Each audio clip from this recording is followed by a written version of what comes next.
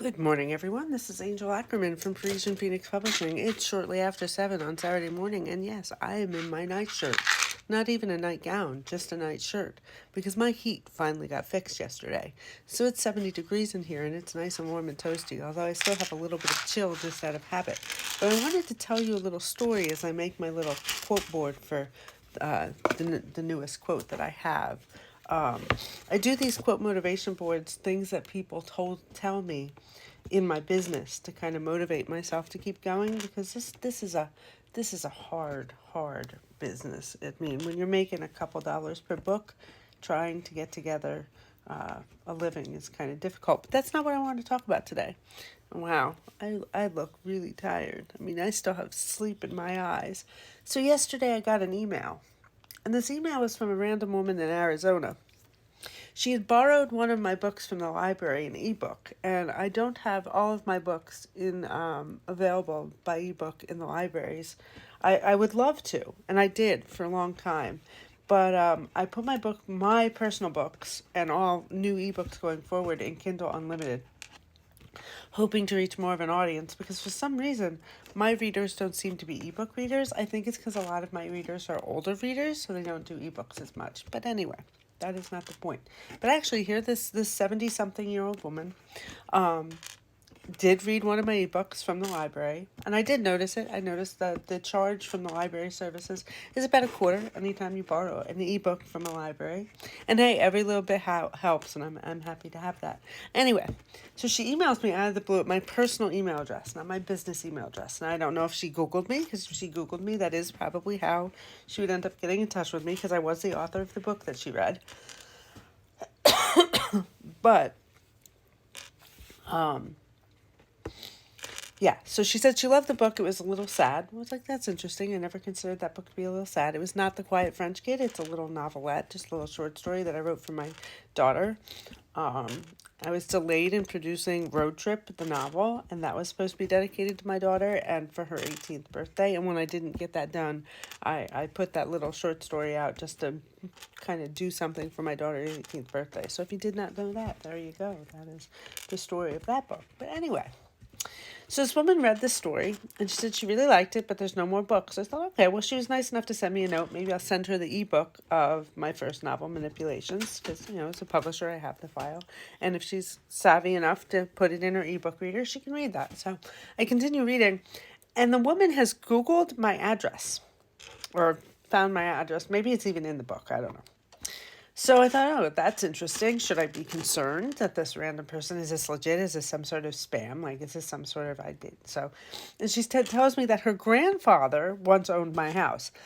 I bought this house 21 years ago with my husband, and we bought it from a couple. Well, no, we bought it from the son of a couple that both the parents had passed away. The son had been renting it to his kids, and he actually had to take his kids to court to evict them because they were not paying the mortgage, the rent. I don't know why. I don't know if there's money owned on the property or whatnot, but anyway, he had to take them to court to evict them. The house had been kind of treated like a rental for quite some time. So he did not want to sell the house, but like I said, he couldn't afford to keep two houses, so he sold the house to us. Now, when we bought the house, we learned, and I don't remember if it was from him or other people in the neighborhood or just whatever, but the owner of this home, not the son, but the original owner, this is a house the son grew up in. His father worked at a local facility that's literally within spitting distance. You can see it from my daughter's window. There used to be a printing facility. They used to print magazines, and also they printed a lot of magazines. That was what they did when I knew them, because they also did a lot of local printing for like the colleges and stuff. So they did a lot of printing, and he worked for them. On the weekends, he had a small printing press in our garage. He had the printing press all the time, misplaced modifier. He had a printing press in the garage. And on the weekends, he would print wedding invitations and small projects. Now, we also have a I like to call it industrial bathroom that's in the kitchen that wasn't really put together real well. It was kind of put together quickly. It's very utilitarian. And I used to always joke that was definitely, the wife said, no, you need to take a shower before you get in my house. So now this woman says, This woman that emails me yesterday says, my grandfather ran a small printing business out of your house. I was like, never heard this before. This grandfather owned the home from the 1930s to the 1960s, which makes the timing perfect for when the family that I bought the house from would have moved into the house. So so theoretically it could be the next generation. And now she's saying that he also had a printing press and that he was, during his full-time job, was working for our local newspaper, running their printing room.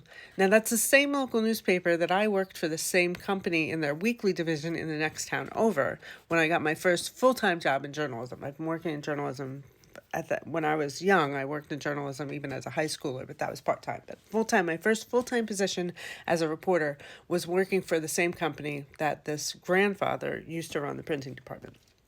And we had in our building what they considered the commercial printing department for that newspaper. So anyone who wanted flyers or little program booklets or whatever, they came to us in this building.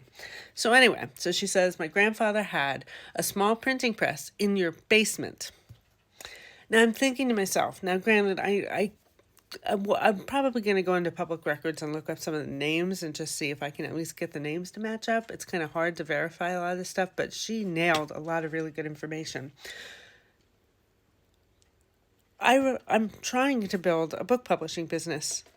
We're making books, or we're not making them here, but we're still creating books and printed material in this house. Was I meant to be in this house? Is this business meant to succeed and be part of this house's legacy? Has this house been printing for 3 generations? It's just fascinating. And I'm right now having kind of a rough December. So this was a kind of motivation, I don't know, to keep going, but it was just very interesting. And it's a great story. And I'm thinking that maybe the universe has sent me this house. So have a great day.